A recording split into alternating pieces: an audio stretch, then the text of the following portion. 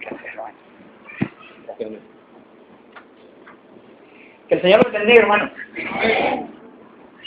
Quiero agradecer a mi hermano Crisanto. Él es mi maestro, ¿verdad? Yo le quiero mucho a él. Vamos a abrir nuestras Biblias en el libro de Josué. Josué. Antes iba a leer bastante, pero quizás voy a hacer un paneo a la historia. Hacer un paneo es hacer como un pasón, como hacen las cámaras de videos, así un paso rápido sobre la historia. Y vamos a usar un poco la imaginación antes de leer el texto. Quiero llevarlos a ese día donde pasó esta historia. Pónganme atención, mírenme para acá. Yo sé que esta hora es cargada, así que les voy a suplicar que si usted ha llegado hasta esta hora de la noche, Dios quiere hablar con usted. Dios quiere darle la última recomendación de la noche. Así que voy a suplicarle que ponga atención como nunca antes usted ha puesto atención a un predicador. Míreme para acá y voy a contar rápidamente lo que pasó ese día en esta historia que vamos a tratar hoy. Ese día era un día común y corriente, pero ni tan común para ese grupo, para ese pueblo, para esa nación que caminaba. Hemos usado el libro de Josué porque ahí hay una gran promesa. El libro de Josué describe la conquista de Canaán. El libro de Josué describe la conquista de esa tierra que Dios le había prometido al pueblo. Esa tierra que fluía leche y miel. Y ese día no era un día común. Ese día no era un día como todos los días en ese campamento de los israelitas. Probablemente era un día soleado, había mucho sol, pero la gente amaneció ordenándose por grupos, ordenándose por familias. Y en la tienda principal, donde estaba Josué, el comandante, el cabecilla, el que lo llevaba, había mucho movimiento. Fíjense que hay algo curioso ahí. La cara, y yo estoy haciendo la historia como si yo estuviera dirigiéndola desde un escenario. Me gustaría hacer la historia así como la voy a contar. Porque lo que voy a contar es lo que pasa y quiero que pase por la mente de ustedes a esta hora. Entonces había mucho movimiento, la gente corría de un lado para otro, todo el mundo iba en grupos a la tienda principal o a donde estaba el cabecilla, que era Josué, pero había una tienda que estaba muy quieta, y era la tienda de Acán, de la historia que quiero compartir esta noche. Probablemente ahí los hijos de Acán, las hijas de Acán se miraban. De repente entraron unos hombres corriendo a la casa, a la tienda. Entraron corriendo, probablemente llevaban piochas, llevaban palas, y en el centro de la tienda empezaron a hacer un hoyo. Escarbaron. Inmediatamente al escarbar, hicieron un espacio pequeño, escarbaron muy poco y sacaron un manto babilónico. Sacaron el manto, lo pusieron por ahí y siguieron escarbando y sacaron un lingote de oro. No pesaba mucho. Al hacer la conversión, el lingote solo pesaba 1 libra, 1.6 de libra, un poquito más de libra y media. No era una cosa grande. Siguieron escarbando y sacaron 200 monedas de plata, 200 monedas de plata que tampoco pesaban mucho. No era gran cantidad de cosas. Pero en ese momento, cuando los hombres sacaron todo, se los llevaron. Y probablemente empujaron a los hijos, empujaron a las muchachas, los sacaron y se los llevaron hasta el monte de Acor. Ya me imagino los hijos y las hijas mirándose unos con otros, sorprendidos, no lograban entender qué estaba pasando, pero cuando miran a su papá de rodillas o hincado, y cuando lo vio Acán, me imagino yo, que los ha de haber visto con una mirada llena de tristeza y de vergüenza también. ¿Y sabe qué pasó con ellos? Según la historia que vamos a leer, lo llevaron a los hijos, agarraron al ganado, agarraron unas ovejas, los bueyes, se llevaron la tienda, esos mensajeros, los pusieron ahí en el monte y todo el pueblo de Israel les tiró pedradas a los muchachos y a Acán, al papá, lo apedrearon. Y dice la historia que todavía les queda, ahí están esos volcanes todavía. ¿Por qué pasó todo esto? Y es donde yo quiero que leamos en Josué capítulo 7, verso 20. Vamos a leer la confesión. Josué capítulo 7 y verso 20 en adelante. Y Acán respondió a Josué diciendo: verdaderamente yo he pecado contra Jehová, el Dios de Israel, y así he hecho.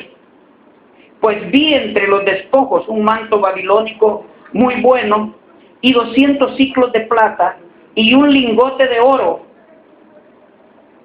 de peso de 50 siclos, lo cual codicié y tomé. Y he aquí que está escondido en la tierra, bajo la tierra, en medio de mi tienda, y el dinero debajo de ellos.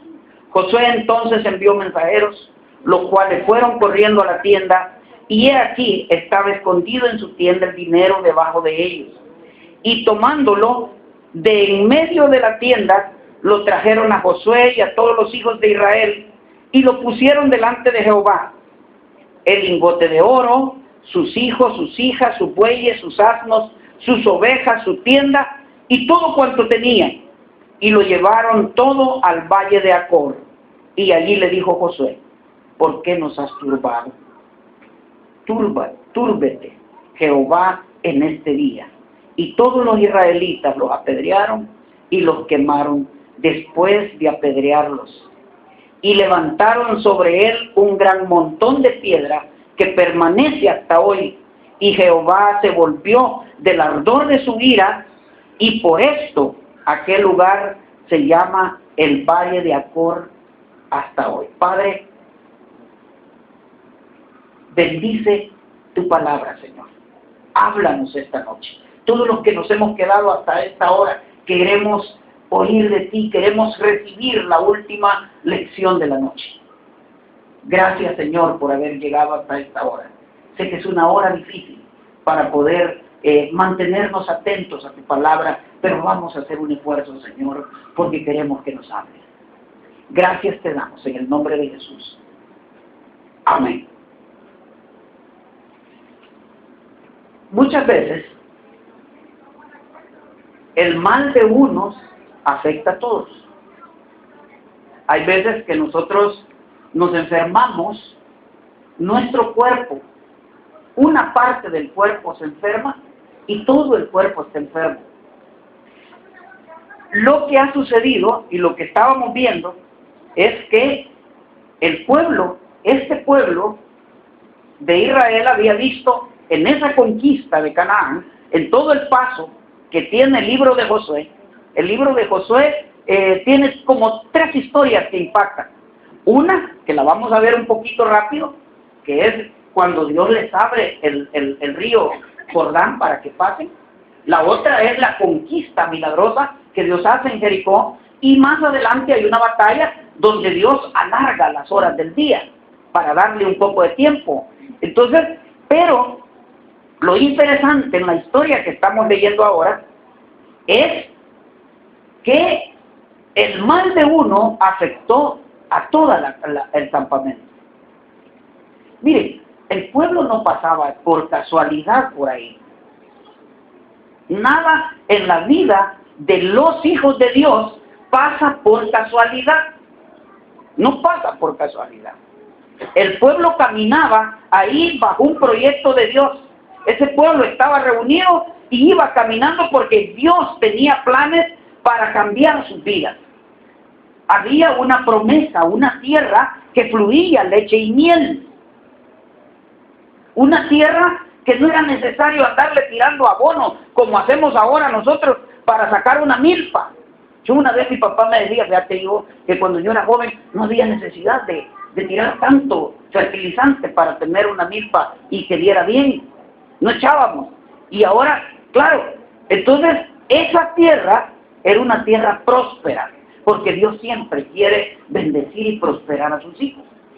Dice que los hijos de Dios, dice la Biblia, somos como la luz de la aurora, que va de aumento en aumento hasta que el día es perfecto. Hay otra promesa linda. Dice que somos como árboles plantados junto a las corrientes de sus aguas, que dan su fruto a su tiempo y todo lo que hace prospera. Hace poco, y se ha puesto mucho de moda en los cañicultores de este país, el uso de agua, sistemas de riego. Ahora las empresas que andan metidas en el negocio de vender sistemas de riego están muy interesadas en venderle principalmente a los cañeros, porque han descubierto que con solo echarle agua a los cañales incrementan el 20% de su producción. Y dice Dios que vamos a ser como árboles plantados junto a las corrientes de sus aguas, que dan su fruto a su tiempo y su hoja no cae y todo lo que hace prospera. Entonces hay una promesa para los hijos de Dios. El pueblo tenía una promesa, una tierra que fluía leche y miel. Era una tierra muy próspera, había prosperidad. Pero miren, hermanos, nadie dijo que el asunto iba a ser fácil. Nadie dijo que no iban a pasar dificultades. ¿Quién dijo eso? Nadie ha dicho. Todo en la vida tiene que haber un esfuerzo. Es más, al mismo Josué, a este gran comandante que guiaba al pueblo, Dios le había dicho, bueno, yo voy a estar contigo. Como fui con Moisés, seré contigo, le dijo. Solamente esfuérzate y sé valiente. No temas ni desmayes, porque Jehová tu Dios estará contigo por donde quiera que vayas. O sea, no es fácil la cosa. Había que forzarse, había que pagar el precio para poder llegar a esa tierra prometida, para poder llegar a ese lugar que fluía leche y miel, para poder alcanzar las maravillas de Dios. Había que hacer un esfuerzo. Y entonces, el primer respaldo que Dios le da al pueblo es el paso del río Jordán. El pueblo inmediatamente, imagínense, yo venía con mis hijos y me paré ahí por el río Lempa a ver, porque yo me crié ahí. Yo me crié entre los dos pueblitos que están, yo me crié en San Nicolás Lempa y iba a estudiar hasta San Marcos. Y me paré con el carro para recordar esas escenas, qué lindo es eso. Pero el río Jordán era más o menos como ese río. Y ahí iban niños, iban ancianos, iba ganado, iba de todo. Entonces, para pasarlo no era fácil. Si no hay un puente como el que tenemos ahí, ¿cómo van a pasar ese río? No todos van a poder nadar. Entonces era necesario que Dios obrara un milagro. Y el pueblo lo vio. Yo no sé cuántos milagros han pasado en su vida, cuánto ha palpado, pero la mano de Dios ha estado ahí siempre, cerca de usted. Dios ha estado pendiente. Y el pueblo ese día vio la gloria de Dios. Medio se mojaron un poquito y el río se abrió. Pasaron ellos sin mojar las sandalias. Pasaron el río. Primer milagro. Solo habían pasado al otro lado. Había que vencer el otro obstáculo. Y ese sí no era fácil. Había que pasar el mundo de Jericó. Jericó era una ciudad, hermano, amurallada completamente. Preparada para la guerra. Esas murallas las preparaban porque esos eran pueblos guerreros. Esos pueblos iban de conquista en conquista. Entonces las ciudades grandes, como el caso de Jericó, se tiraban sus murallas y estaban preparados para la guerra. Pero adentro de Jericó había mucha maldad en el corazón. Es más, Dios califica a esa ciudad y ese pueblo como anatema. En el capítulo 6, y verso 17, 6:18 dice: pero vosotros guardaos del anatema, que quiere decir maldito de Dios. Ni toquéis ni toméis alguna cosa del anatema, no sea que hagáis anatema el campamento de Israel y os turbéis. Había que pasar Jericó sin llevarse nada, no podían tocar las cosas. Muchas veces Dios nos ha dado a nosotros cosas. Dios nos ha dado a nosotros bienes. Dios nos ha hecho administradores de todas esas cosas, incluso de nuestros hijos, que tanto queremos, son del Señor. Los bienes que tenemos son del Señor, pero Él nos los da para que los administremos, ¿sí? Nosotros los administramos y hacemos con ellos lo que queremos, pero Dios llega y lo retira cuando quiere, y Él no es Dios. Y no es el dueño de todo, no es el dueño hasta de la vida. Entonces le había dicho que no tomaran nada.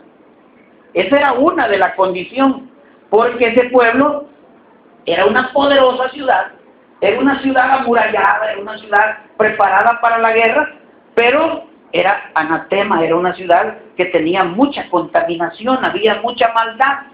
Entonces Dios había probado a su pueblo en obediencia también. Dios estaba probando al pueblo en mucha obediencia, le estaba exigiendo al pueblo cosas. Ahora la historia, cuando vemos nosotros y entramos en la historia, esta historia, lo que venía después de la gran conquista milagrosa era,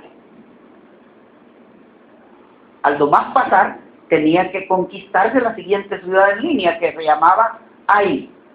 Fíjense que allí en Jericó pasan cosas muy interesantes. Jericó, ustedes a lo mejor algunos han leído la historia, cómo Dios les entregó la ciudad a Israel, al pueblo. Los hizo que caminaran, dieran una vuelta, sonaran sus cuernos en determinados sitios y los muros se derrumbaron. Miren, a estas alturas, la ciencia, que siempre está tratando de darle explicaciones a los milagros de Dios, tratando de hacerle llegar a la cabeza del hombre, trata de dar explicaciones científicas, están tratando de explicar qué sucedió. Y fíjense que hay ahorita armamentos militares que están con decibeles, con ruidos, destruyendo muros y por el impacto. Nosotros fuimos el año pasado, que fuimos al aeropuerto de ahí el internacional, que era Ilopango. Fuimos con mi hijita pequeña y allí nos enseñaron un lugar donde el anunciante de los vuelos se paraba sin micrófono, hermano. Hay un lugar que se llama La Rosa de los Cuatro Vientos. Es un puntito que tiene que ver en la forma como ha sido construido el edificio. Y ahí, sin necesidad de usar micrófono, las ondas de sonido se reparten en todo el gran aeropuerto y ahí el hombre, desde ahí, anunciaba los vuelos.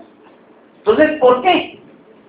No me cabe la duda, no tengo duda al pensar que Dios, conocedor de toda la ciencia, los colocó en sitios estratégicos para que sonaran sus cuernos y las ondas expansivas de sonido derribaran los muros. Con esos milagros, el pueblo iba confiado. Cuando llegan a la conquista de Ai, que era el pueblo que venía, entonces él siguió los procedimientos militares normales que tienen que seguirse. Mandó un grupo, fíjense bien, mandó un grupo a investigar, que fueran a ver cómo era la ciudad. Y estos hombres fueron a investigar. Hicieron un mal reporte. Hicieron un trabajo un poco descuidado. Ellos dijeron, miren, son poquitos, ahí no hay mucha gente. Con 2,000 o 3,000 hombres que mandemos va a ser suficiente. Pero tuvieron una derrota al pueblo de Israel vergonzosa.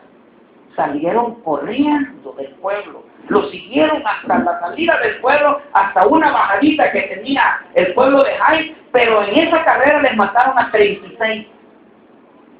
36 hombres murieron ahí. Y claro, ¿dónde quedó todo lo que Dios le había prometido a Josué? Josué no sabía lo que había pasado. Josué no sabía que habían escondido cosas, que se habían quedado con cosas, que el pueblo se había quedado con cosas que no debió haberse quedado. Muchas veces, cuidado, hermano, muchas veces guardamos en el corazón cosas que no debemos, que tenemos que ponérselas a Dios.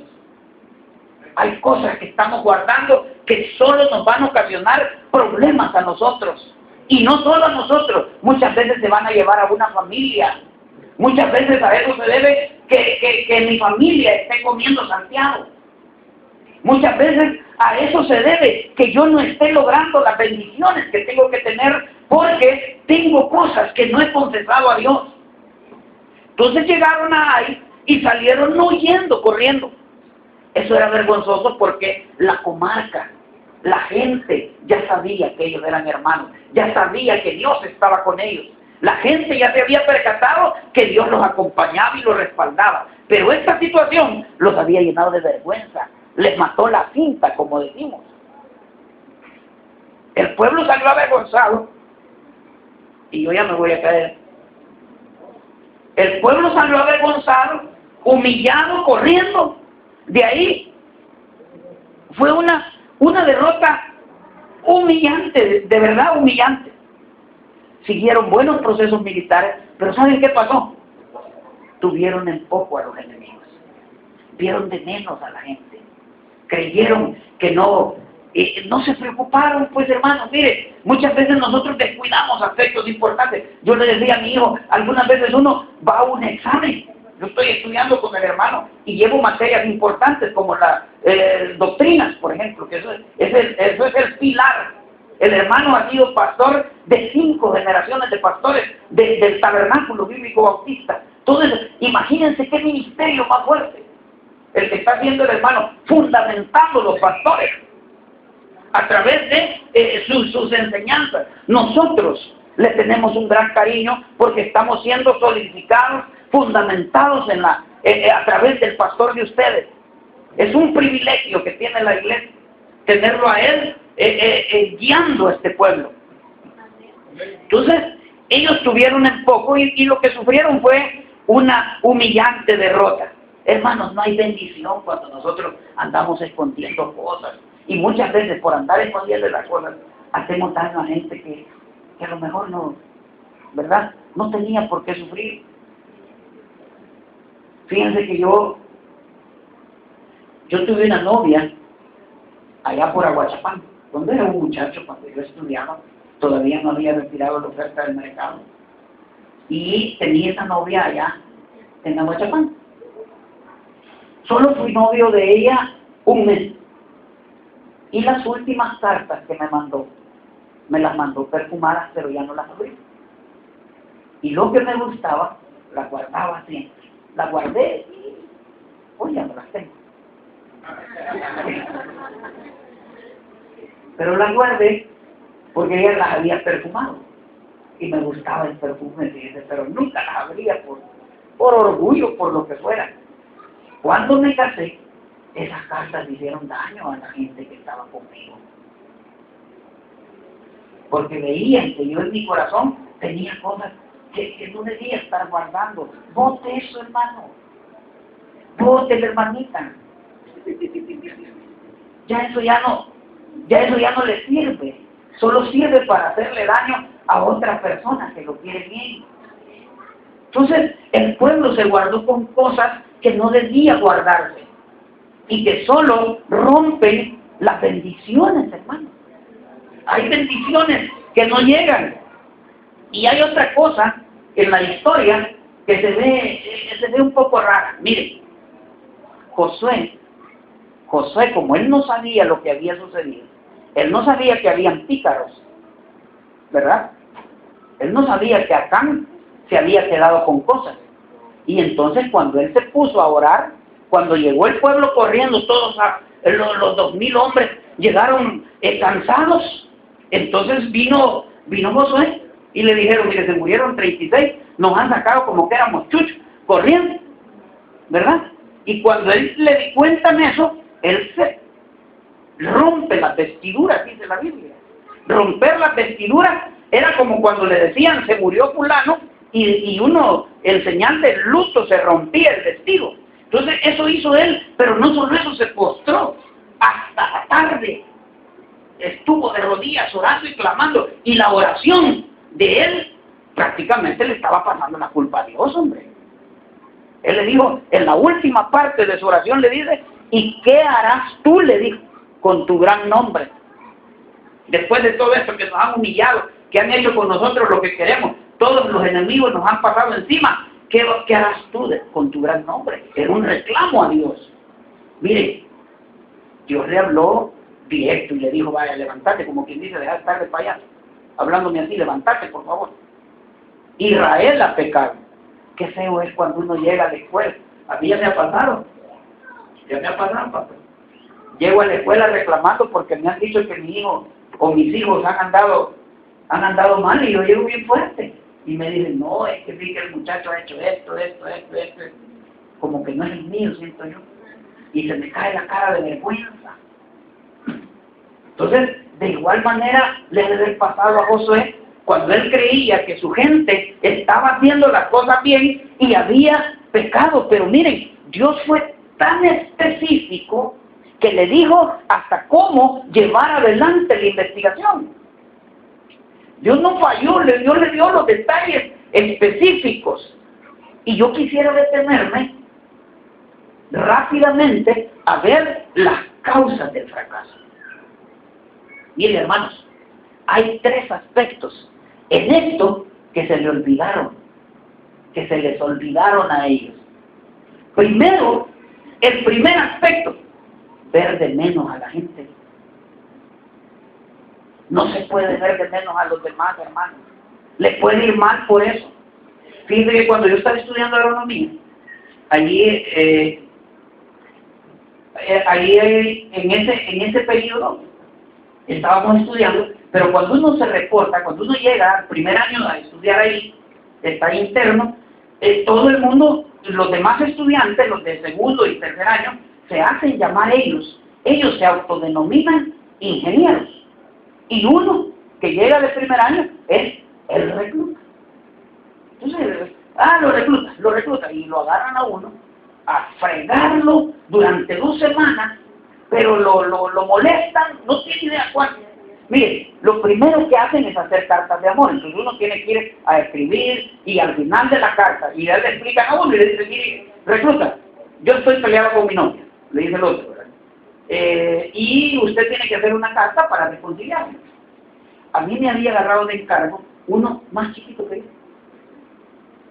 un ingenierito que era más pequeñito que yo, pero ese tenía la llave, porque como ellos se movieron del edificio a otro edificio, él sacó un duplicado y se quedó con la llave. A la 1 de la mañana llegaba con mi compañero y nos llevaba a jugar fútbol con la nariz, a meternos a un closet a cantar música de la Ley del Monte con la música de la María y los Guardias, en fin, a hacernos locuras, cartas de amor, a hacer de todo, a lustrar botas de hule.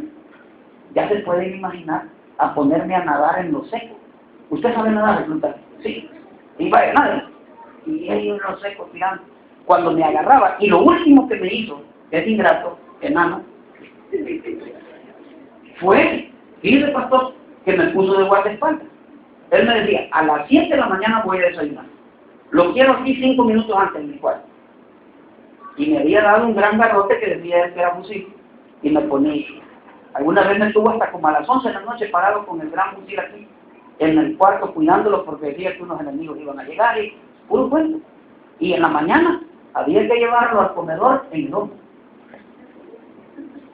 Entonces yo, que de plano, yo estaba, pero un poco incómodo con él. Ver de menos es peligroso, porque él era chiquitillo.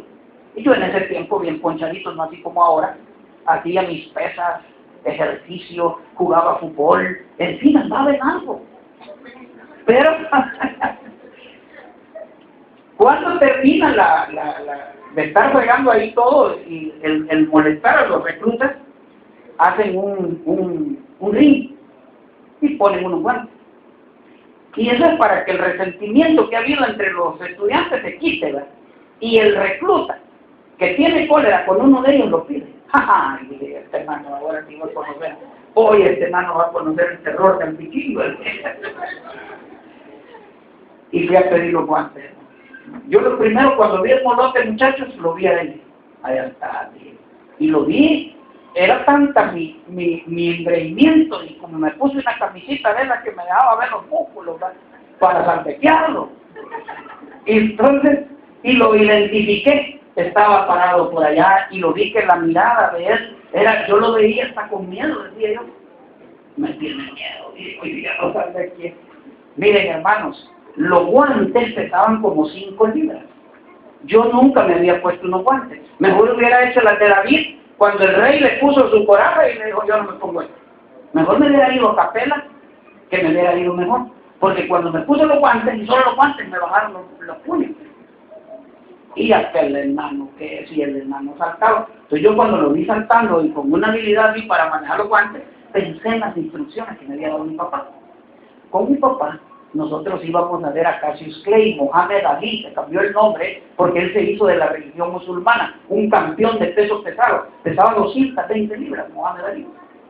Entonces yo dije, bueno, como decía mi papá, Mohamed Ali no era un blanco fijo, entonces yo a este hermano le voy a saltar con los guantes y no voy a ser blanco fijo. Entonces yo empecé a saltarle, ¿va?, alrededor de él, pero el hermano no, si él sabía lo que estaba haciendo. Miren, me ha pegado un golpe entre la nariz y la boca, y como los guantes y el impacto y el salto que yo llegaba, me fui para atrás, pegué con la cabeza en la pared y me quedé sentado. Y él me gritaba, ajá, hermano, levántese, venga pues. Y yo con los guantes aquí escondidos, por ver de menos a la gente. Era mejor que yo lo hubiera valorado y no hubiera tenido que correr ese gran riesgo. El otro punto, el primer paso para fracasar es ver de menos. El segundo paso para fracasar es sentirse, creerse mucho, pues. Tener una autoestima, un autoconcepto, una autoimagen, demasiado de uno mismo. Yo decía yo bien ponchadito, como que no, pues, ¿verdad?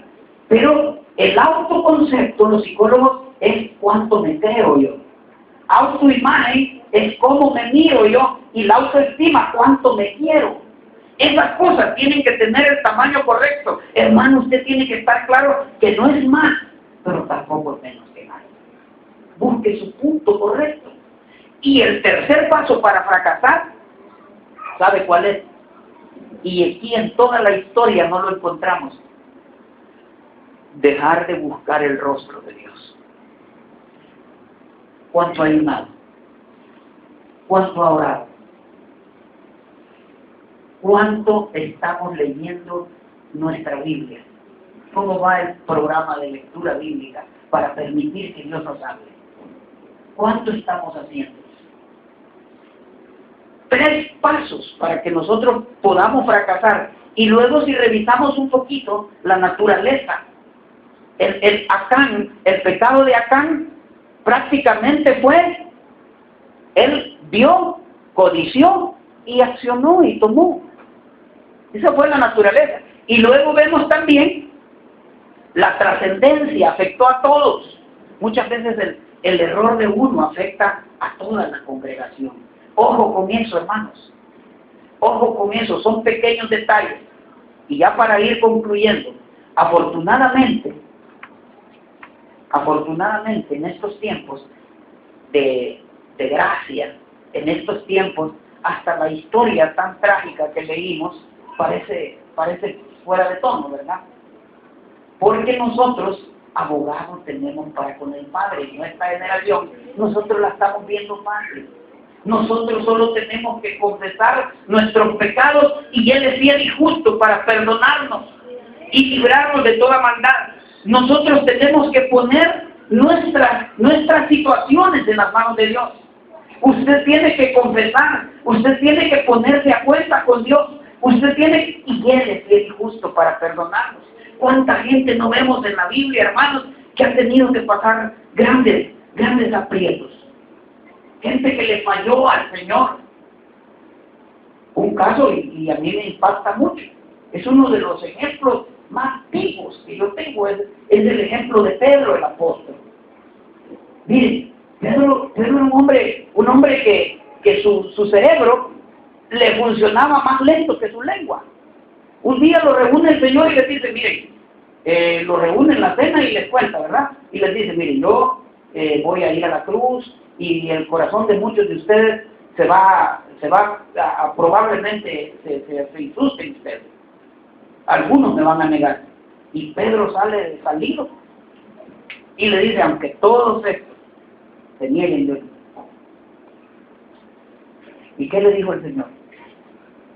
Antes que el gallo cante. Eso es en la mañana. Eso es en la mañana que cantan los gallos, ¿verdad? Me habrás negado 3 días. Y Pedro vio con dolor todo lo que le pasó. Y miren, por eso, cuando yo veo la historia de Pedro, que dice en la Biblia, y lo comentábamos con mi familia, ahora que veníamos, Pedro dice, me regreso a pescar. Y se va a pescar después de la muerte del Señor. Estaba desconsolado, había fallado al Señor, toda su gran visión, su proyecto, todo lo que él pensaba, se había venido para abajo, y se regresa al lugar donde nunca pensó y había prometido, hacía 3 años antes, volver. Dijo que no iba a volver ahí. Nunca iba a volver, porque cuando el Señor lo llamó y le dijo, yo, hasta el nombre le cambió, te haré pescador de hombres. Y él decidió no volver, pero ese día volvió. ¿Y sabe cuándo volvemos? ¿Sabe cuándo volvemos al lugar donde fracasamos? A empezar de nuevo, o a intentar empezar de nuevo, cuando rompemos promesas. Probablemente usted haya roto una promesa, pero esta hora Dios la ha puesto para que usted pueda reconciliarse con Él. Él volvió, pasó toda la noche tirando las redes, no logró nada, no pescó absolutamente nada, y había un hombre desde la orilla que les hablaba y les decía, hijitos, y ellos hasta estaban incómodos, porque con él se habían ido 6 más de los discípulos a pescar, y allí estaban en la misma barca. Ahí andaban haciendo e intentando iniciar un nuevo proyecto. Pero mire, hermano, si ya conoció al Señor, no va a poder despegar, no va a funcionar allá afuera como funcionaba antes. Y él, cuando el Señor les dijo, hijitos, ¿tienen algo de comer?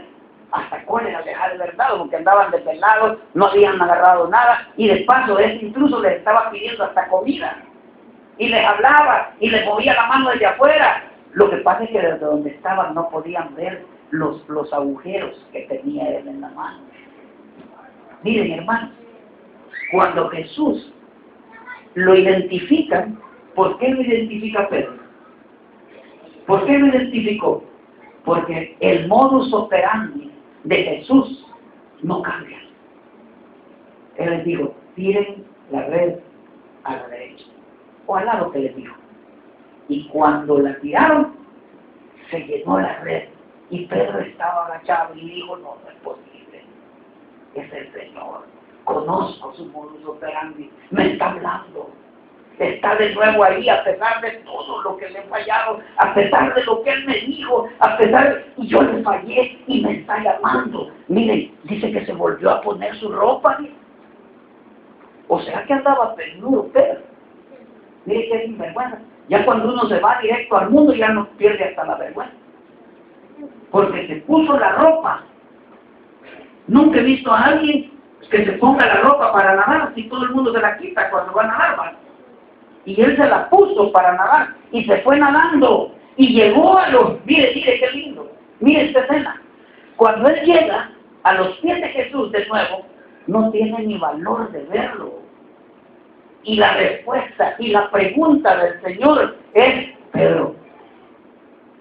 Simón le dijo, ya no le dijo Pedro, porque Pedro era como que le hubiera dicho hermano, era el nombre, él le cambió el nombre, y le dijo, y sobre esta roca edificaré la iglesia, y las puertas del infierno. y le dio todo. Este era como un galardón que le había dado Pedro. Y cuando le habló ahí en lo privado, ya cuando estaba, que él llegó nadando todo temblando del frío, él le dijo, Simón, tratando el Señor, yo entiendo esa parte. Cuando me pongo a pensar, el Señor lo hacía porque quería darle confianza. Quería darle confianza. Y él le dijo, Simón, le dijo, ¿me amas? Pedro no le dio la respuesta correcta. Pedro le dijo, sí, somos, te tengo aprecio. Algo así, la respuesta o no. Yo digo que sí.